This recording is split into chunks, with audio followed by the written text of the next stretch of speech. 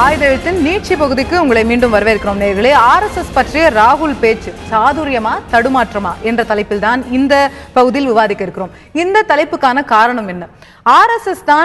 RSS இயக்கம் தான் காந்தியை கொன்றது, அதற்கு RSS இயக்கத்திற்கு அந்த கொலையில் ஒரு மிகப்பெரிய பங்கு இருந்தது என்ற ஒரு விஷயத்தை 2014 ஒரு எலெக்ஷன் ரேலியில ஒரு தேர்தல் பிரச்சார கூட்டத்தில் பேசும்போது ராகுல் காந்தி அவர்கள் தெரிவிக்கிறார். இதை எதிர்த்து ஒரு RSS உடைய உறுப்பினர் ஒருவர் நீதிமன்றத்திற்கு செல்கிறார். இந்த வழக்கு லோவர் கோர்ட்ல இருந்து உச்சநீதிமன்றம் வரை செல்கிறது. உச்சநீதிமன்றம் கடுமையான கண்டனத்தை தெரிவிக்கிறது. திரு ராகுல் காந்தி அவர்கள் வருத்தம் தெரிவிக்க வேண்டும், இப்படி எல்லாம் ஃபேக்ட்ஸ் இல்லாம பேசலாமா, உங்ககிட்ட இதற்கான ஆதாரங்கள் இருக்கிறார்கள் என்று உச்சநீதிமன்றம் கேள்வி எழுப்புகிறது. ராகுல் காந்தி அவர்கள் இதற்கான வருத்தம் தெரிவிக்க வேண்டும் என்ற விஷயத்தை உச்சநீதிமன்றம் சொல்கிறது.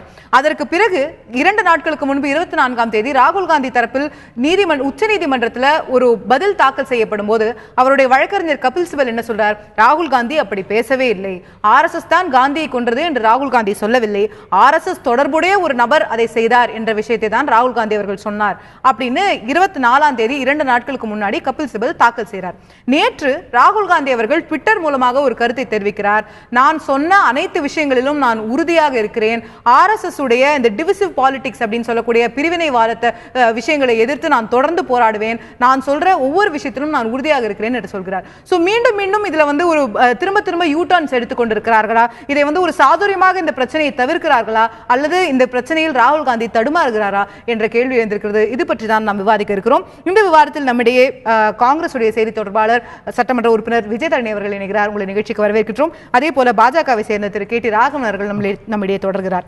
விஜயதரணி அவர்களுக்கு தான் என்னுடைய முதல் கேள்வி. இது ஒரு சாதுரியமா இல்ல தடுமாறுறாரா அப்படிங்கிற கேள்வி வருது. முதல்ல பேசுறாரு, அப்புறம் நீதிமன்றத்தில் நான் அப்படி பேசவே இல்லைன்னு ஒரு அபிடவிட் தாக்கல் செய்யறாரு, பின்னர் ட்விட்டர்ல நான் சொன்ன எல்லா வார்த்தைகளிலும் நான் உறுதியாக இருக்கிறேன் அப்படின்னு சொல்றாரு. சந்தேகம் எங்க வருதுன்னா, அவர் முதல்ல பேசுனதுல உறுதியா இருக்காரா இல்ல நீதிமன்றத்தில் தாக்கல் செஞ்சதுல உறுதியா இருக்காரா? முதல்ல பேசினது தான் நீதிமன்றத்தில் தாக்கல் செய்யப்பட்டிருக்கு, அதில் அவர் உறுதியாக இருக்கிறார். அப்படிதான் நம்ம பார்க்க வேண்டும். முதல்ல அவர் பேசினதே RSSின் தொடர்புடைய ஒருவர்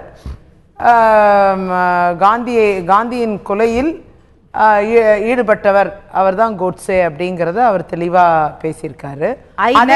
I will never stop fighting the hateful and divisive agenda of RSS அப்படினு சொல்றாரு. அதையும் சொல்லிருக்காரு. ஒரு நபர் of RSS ன்னு சொல்லல அவர். இல்ல இது அதுக்கப்புறம் I stand by every single word ன்னு சொல்றாரு. அதுதான். அதாவது முதல்ல நான் உங்களுக்கு கிளியரா விளக்கிடுறேன். ஃபர்ஸ்ட் அவர் சொன்னது RSSின் ஒரு உறுப்பினராக இருக்கக்கூடிய கோட்ஸே காந்தி அவர்களை கொன்றது இந்த நாடு அறிந்தது அப்படிங்கிறது தான் அவர் பேசியிருந்தார். அதற்கு பின்னர் வழக்காடு உச்சநீதிமன்றத்தில் போடப்பட்ட அஃபிடவிட்லையும் அப்படியே அவர் பேசினதோட அந்த டேப், அந்த ஒலிநாடா அது நேரடியாக உச்சநீதிமன்றத்தில் வழங்கப்பட்டு அவர் என்ன பேசினாரு அப்படிங்கிறத வழங்கப்பட்டு அது அஃபிடவிட்டாக கொடுக்கப்பட்டிருக்கு. இதுதான் பேசினார். RSS ஈடுபாடுடைய ஒரு நபர், அதன் உறுப்பினராக இருக்கக்கூடிய ஒரு நபர் கோட்ஸே காந்தியை கொன்றார் அப்படின்னு அவர் சொன்னதோட ஒலிநாடாவே உச்சநீதிமன்றத்தில் கொடுத்துட்டாங்க. கொடுத்து அது சம்பந்தமாக அதை அப்படியே அஃபிடவிட்டில் நரேட் பண்ணி அந்த அஃபிடவிட்டை தான் உச்சநீதிமன்றத்தை ஃபைல் பண்ணியிருக்காங்க. மீண்டும் அவருடைய ட்விட்டர் பகுதியில் அவர் தெளிவாக என்ன சொல்கிறாருன்னா, RSSோடைய டிவிசிவ் பாலிட்டிக்ஸை, ஹேட்ஃபுல் பாலிட்டிக்ஸை நான் எதிர்க்கிறேன் அப்படின்னு சொல்லியிருக்கார். அது RSSஐ எதிர்க்கிறார். முதல் லைன் அதுதான். 2வது லைனில் நான் சொன்ன விஷயத்திலிருந்து நான் பின்வாங்கவில்லை, RSSின் உறுப்பினர் தான் காந்தியை கொன்றார், கோட்ஸே தான் கொன்றார் என்பதில் நான் பின்வாங்க தயாரா இல்லை, அதுதான் நான் சொன்னதுதான் உண்மை அப்படின்னா, முதல்ல உச்சநீதிமன்றம் இதற்கு ராகுல் காந்தி அவர்கள் வருத்தம் தெரிவிக்கணும், இப்படி எல்லாம் பேசியிருக்க கூடாது, எங்க உங்ககிட்ட ஃபேக்ட், எங்க ஹிஸ்டாரிக்கல் ஃபேக்ட்னு கேட்கும்போது காங்கிரஸ் உடைய அத்தனை செய்தி தொடர்பாளர்களும் காங்கிரஸ் கட்சி என்ன நிலைப்பாடு எடுக்கிறதுனா, நாங்க வருத்தம் தெரிவிக்கணும்னு இதுல அவசியம் இல்ல, நாங்க ஃபேக்ட்ஸோட தான் இதுல பேசியிருக்கோம், RSSக்கு இதுல தொடர்பு இருக்கிறது, RSS இதை செய்யறது என்பதற்காக நாங்க அறிவியல் பூர்வமான வரலாற்று பூர்வமான ஆதாரங்களை நீதிமன்றத்தை சமர்ப்பிக்க போறோம்னு சொன்னாங்க. அந்த ஆதாரங்களை எதையும் திரு கபில் சிபல் அவர்கள் சமர்ப்பித்ததா அப்படி பேசல அப்படிங்கறத மட்டும் தான் இல்ல அவர் அஃபிடவிட் கொடுத்திருக்காரு. இனிமே தான் ஆர்குமெண்ட் வரும்போது அந்த ஜட்ஜ்மெண்ட்ஸ் எல்லாம் ப்ரொடியூஸ் பண்ணுவாங்க என்னங்கிறது உங்களுக்கு. அதோடைய ஒரு முக்கியமான ஜட்ஜ்மெண்ட்டை இன்னைக்கு உங்களுக்கு நான் சொல்றேன். அதாவது பஞ்சாப் அண்ட் ஹரியானா ஹைகோர்ட் ஒரு ஆர்டர் பாஸ் பண்ணியிருக்காங்க. இந்தியா டுடே மற்றும் அருண் ஷோரி அவர் மேல ஃபைல் பண்ணப்பட்ட இதே போன்ற ஒரு அவதூறு வழக்கு, அந்த அருண் ஷோரி அவர்கள் தெரிவித்த கருத்து RSSின் கோட்ஸே மகாத்மா காந்தியை கொன்றார் என்ற கருத்துக்கு எதிராக அவர் வெளியிட்ட கருத்தை இந்தியா டுடே பத்திரிகை வெளியிட்டது. இந்த பத்திரிகை மேலேயும் அருண் ஷோரி மேலேயும் இன்னும் சிலர் மேலேயும் வழக்குகள் போடப்பட்டது. அந்த வழக்கில் பஞ்சாப் அண்ட் ஹரியானா ஹைகோர்ட் 25/4/2007 4ஆம் மாதம் நினைக்கிறேன் அந்த ஜட்ஜ்மெண்ட்ல ரொம்ப தெளிவாக கோட்சேவுக்கு ஆர்எஸ்எஸ் தொடர்பு இருக்கிறது என்ற அழுத்தமான கருத்தை, நடந்த இன்னென்ன சம்பவங்கள், அவர் எடுத்த ட்ரைனிங், கோட்சே வந்து பல ஆண்டு காலம் ஆர்எஸ்எஸ் எடுத்த ட்ரைனிங், அந்த அமைப்புல அதுல இருந்து அவர் வெளியேறி விட்டார், அவர் நீக்கப்பட்டார், அதுக்கப்புறம் வேற ஒரு அமைப்புல தான் அவர் இருந்தார் அப்படிங்கிறது நம்ம இல்ல. அதாவது அவர் அந்த அமைப்புல இருந்தார், அது தொடர்புடையவர், ஆர்எஸ்எஸ் தொடர்புடையவர். இந்து மகாசபை என்ற ஒரு அமைப்புக்கு மாறி போறார். காங்கிரஸ் செய்யக்கூடிய ஒரு விஷயத்தை நம்ம காங்கிரஸோட ஒப்பிட்டோம். இல்ல அதாவது ஆர்எஸ்எஸ் ட்ரைனிங் பெற்றவர் அடுத்தபடியாக இந்து மகாசபையில போறார். மீண்டும் ஆர்எஸ்எஸ் தொடர்புல இருந்து நிறைய நிகழ்ச்சிகள்ல கோட்சே கலந்துகிட்டு இருக்கார். இந்து மகாசபையில தான் இருக்கிறதா சொல்லக்கூடிய பீரியட்லயே கண்டினியூஸா அத கோர்ட்ல சொன்னது.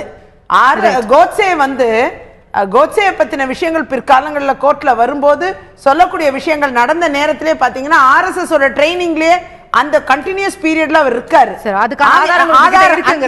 அந்த ஆதாரங்கள் பஞ்சாப் அண்ட் ஹரியானா கோர்ட்ல ப்ரொடியூஸ் பண்ணி அந்த ஆதாரங்களின் அடிப்படையில் நீதிமன்றம் ஏற்றுக்கொண்டு ஒரு கம்ப்ளீட் ஜட்ஜ்மெண்ட் கொடுக்கப்பட்டு அந்த ஜட்ஜ்மெண்ட் ஃபைனாலிட்டிக்கு வந்து இன்னைக்கு நிலவில இருக்க அந்த ஜட்ஜ்மெண்ட் தள்ளப்படல. இந்த ஆதாரத்தை நீங்க சுப்ரீம் கோர்ட்ல கொடுப்பேன்னு சொல்லிருக்கீங்க. இந்த ஜட்ஜ்மெண்டே போதுமானது. ஆர்எஸ்எஸ் தொடர்புடைய கோட்சே காந்தியை கொன்றார் என்ற அந்த வாசகம் சரியான ஒன்று, அதில் எந்த அவதூறும் இல்லை என்பது உறுதி செய்யக்கூடிய அளவுக்கு ஒரு கம்ப்ளீட் ஜட்ஜ்மெண்ட் இருக்கு. ஃபைனாலிட்டிக்கு வந்த ஜட்ஜ்மெண்டே இருக்கு. இதை விட ஒரு ஆதாரம் தேவையே இல்லை. ராகவன் அவர்கிட்ட அவங்க 2 பாயிண்ட் சொன்னாங்க. ரெண்டுக்குமே உங்களுடைய பதிலை பெற விரும்புறேன். ஒன்னு, அவங்க சொன்னது வந்து அவருடைய பேச்சு ரொம்ப தெளிவாக இருக்கிறது. அவர் ஆர்எஸ்எஸ் என்ற ஒரு அமைப்பை சொல்லவில்லை, ஆர்எஸ்எஸ் தொடர்புடைய ஒரு நபர்னு தான் சொன்னாரு. அதுல ராகுல் காந்தி ரொம்ப தெளிவா தான் அவர் வந்து எல்லா கருத்துக்களையுமே 3 முறை அவர் சொன்னதுமே வந்து தெளிவான கருத்துக்கள் தான் அப்படிங்கிறது. அதை நீங்க ஏற்கிறீங்களாங்கிற கேள்வி முதல்ல அதற்கான. திரு ராகுல் காந்தி அப்படி தெளிவா பேசினார்னா அப்புறம் ஏன் சுப்ரீம் கோர்ட் என்ன சொல்லிச்சு? ஒன்று மன்னிப்பு கேளுங்க, இல்லாட்டி ஆதாரத்தை கொடுங்கன்னு. அப்போ சுப்ரீம் கோர்ட்டுடைய பார்வையில் ராகுல் காந்தி இப்படி பேசியது தவறு, ஆதாரம் இருந்து பேசினார்னா ஓகே, இல்லாட்டி அப்பாலஜைஸ் பண்ணுன்னு தான் சொல்லிச்சு. நீங்கள் கூட இன்ட்ரோடக்ஷனில் எங்கே ஆதாரம் அப்படி கேட்குற 2 வார்த்தையும் உபயோகப்படுது. மன்னிப்பு கேளு இல்லாட்டி ஆதாரத்தை கொடு, இது கேட்டு சுப்ரீம் கோர்ட். அப்போ சுப்ரீம் கோர்ட் பார்வையிலே பார்த்த பிறகு தானே இந்த சுப்ரீம் கோர்ட் இந்த மாதிரி ஒரு கருத்தை சொல்லியிருக்கிறாங்க. இன்னைக்கு மாற்றி பேசட்டும். நான் என்ன சொல்கிறேன், இது சுப்ரீம் கோர்ட்டில் திருப்பி வரப்போகுது. இதை நீங்கள் வந்து இது இப்போ இவங்க 2007 ஜட்ஜ்மெண்ட் சொல்கிறாங்க. நம்ம ஸ்டேட்ஸ்மேன் பத்திரிகை எடிட்டோரியலே எழுதினாங்க ஆர்எஸ்எஸ்க்கும் இந்த காந்தி கொலைக்கும் சம்பந்தம்னு. அதுக்கப்புறம் நாம் ஒரு வழக்கு போட்ட உடனே மன்னிப்பு கேட்டாங்க, ஃப்ரண்ட் பேஜ்லேயே மன்னிப்பு கேட்டது ஸ்டேட்ஸ்மேன் பத்திரிகை. இதனால் நீங்கள் வந்து ஆதாரம் இருக்கிறதுன்னு சுப்ரீம் கோர்ட் பஞ்சாப் ஹரியானா ஹைகோர்ட்டுங்கிறீங்க. இதற்காக நீதிமன்றத்தில் வழக்கு நடந்தது. அது மாத்திரமல்ல, அந்த வழக்கு காந்தி கொலை வழக்கு முடிந்த பிறகு பார்த்தீங்கன்னு சொன்னால் இது வரைக்கும் ஒரு சர்ச்சை வரும்பொழுது 1966 கபூர் கமிட்டி நியமிக்கப்பட்டது. காங்கிரஸ் கவர்மெண்ட் தான் நியமிச்சது. கபூர் கமிட்டியோட ஃபைண்டிங் படிச்சாங்கன்னா சகோதரி இப்படி பேசவே மாட்டாங்க. தயவு செஞ்சு கபூர் கமிட்டியை படிங்க. கபூர் கமிட்டி அந்த பஞ்சாப் அண்ட் ஹரியானா ஹைகோர்ட்டோட ஒரு பகுதியா இருக்கு. என்ன சொல்றீங்க? கபூர் கமிட்டியோட ரிப்போர்ட்ல கபூர் கமிட்டி வந்து ஆர்எஸ்எஸ் க்கு க்ளீன் ஷீட் கொடுத்தது. அதுவும் அதுல அறிவியல் ரீதியாக ஆய்வு செய்யப்பட்டிருக்கு. அந்த ஜட்ஜ்மெண்ட் ஃபைனலிட்டி வந்ததால சொல்றேன். நீங்க சார் நீங்க படிச்சீங்கன்னா உங்களுக்கு புரியும். 1966 கபூர் கமிட்டி நியமிக்கப்பட்டது. அது வந்து 69லே கொடுத்துருச்சு ஃபைண்டிங். அதனால அந்த இடத்துல எல்லாம் ஆர்எஸ்எஸ்க்குலாம் க்ளீன் ஷீட் ஆல்ரெடி கொடுத்தாச்சு. நான் என்ன சொல்றேன், ஜட்ஜ்மெண்ட்லயே காந்தி அசாசினேஷன் ஜட்ஜ்மெண்ட்ல அந்த கேஸ் ட்ரையல் நடந்ததுக்கு அப்புறம் வந்ததுலயே பாருங்க, இந்து மகாசபாவை சார்ந்தவர் என்பது உண்மை. அப்படித்தான் இருந்ததே தவிர நீங்க இதை சொல்றதுனால எங்களுக்கு ஒண்ணும் இல்லை. நான் என்ன சொல்றேன், ராகுல் காந்தி இன்றைக்கு இல்லை எப்பயுமே குழப்பமா தான் பேசுறாரு. பேசட்டும். இது மாதிரி பேசும்போது சுப்ரீம் கோர்ட்ல இதே போடுங்க. இன்னைக்கு என்ன சொல்றீங்களோ திருப்பி சுப்ரீம் கோர்ட்ல சொல்லுங்க. ஏன் நேற்றுக்கு ஒண்ணு பேசுறீங்க, இன்னைக்கு ஒண்ணு பேசுறீங்க? குழப்பம் அவர்கிட்ட இருக்கு, எங்க கிட்ட இல்ல. இதுல காங்கிரஸை நோக்கி இயல்பா இன்னொரு கேள்வி எழுகிறது. இதுல வந்து ராகுல் காந்தி வந்து ஒரு கிளவரான ஒரு இரட்டை நிலையை எடுப்பதற்கான முயற்சிக்கிறாரோ அப்படிங்கிற கேள்வி எதனால வருது அப்படிங்கறதையும் சொல்லிடுறேன். நீதிமன்றத்துல ஒரு அணுகுமுறை, நீதிமன்றத்துல வழக்கை சந்திப்பதற்கு அபிடவிட்ல ஒரு அணுகுமுறையும், அந்த அணுகுமுறை அவர் எடுத்த பிறகு அதுல வந்து நான் அப்படி பேசவில்லைங்கிற ஒரு விஷயத்தை அந்த அபிடவிட்ல சொன்ன பிறகு வெங்கையா நாயுடு அவர்கள் இதே ட்விட்டர்ல ஒரு பதிவு செய்கிறார். காங்கிரஸ்ல நல்லவேளை விஸ்டம் ஹஸ் பிரிவேல்ட், காங்கிரஸ்காரர்கள் வந்து தங்களுடைய தவறை உணர்ந்து விட்டார்கள், ராகுல் காந்தி உணர்ந்து விட்டார், எனக்கு மகிழ்ச்சின்ற ஒரு ட்விட்டர் பதிவு அவர் செஞ்சு கொஞ்ச நேரத்துக்குள்ள ராகுல் காந்தி கிட்ட இல்ல நான் சொன்னது எல்லாத்தையும் ஐ ஸ்டாண்ட் பை எவ்ரிதிங் அப்படிங்கிறது வருது. அப்போ அரசியலுக்காக ஒரு நிலைப்பாடும் நீதிமன்றத்துக்காக ஒரு நிலைப்பாடும் எடுக்கிறாரான்ற கேள்வி கிடையாது. அது உடனே வருது இல்லையா? நீதிமன்றத்துல இன்னும் கேஸ் பெண்டிங் தானே. அதனால உடனே தானே அந்த நிலைப்பாடை எடுக்கிறாரு. கேஸ் ஏதோ முடிஞ்சு போச்சு, அடுத்த நாள் வேற ஸ்டேட்மெண்ட் சொல்லல, பெண்டிங்கா இருக்கும்போது தான் சொல்றாரு ரொம்ப தெளிவா. அதாவது பஞ்சாப் அண்ட் ஹரியானா ஹைகோர்ட்டோட ஜட்மெண்ட் பாத்தீங்கன்னா அறிவியல் ரீதியாக நிரூபிக்கப்பட்ட ஒன்று. அதுல வந்து ஆமா, அதாவது காந்தி கொலை வழக்கை உள்ளடக்கிய அறிவியல் ரீதியாக கோட்சே என்பவர் தொடர்ந்து RSS தொடர்புடையவர் என்பது நிரூபிக்கப்பட்டு ஃபைனாலிட்டிக்கு வந்த ஒரு ஜட்மெண்ட். அந்த ஜட்மெண்ட் இன்னைக்கு வந்து சுப்ரீம் கோர்ட் சொல்றாரு. கபூர் கமிஷனே வந்து 1969 சொல்லிடுச்சு RSS என்ற ஒரு அமைப்புக்கும் இதற்கும் எந்த தொடர்பும் இல்லை.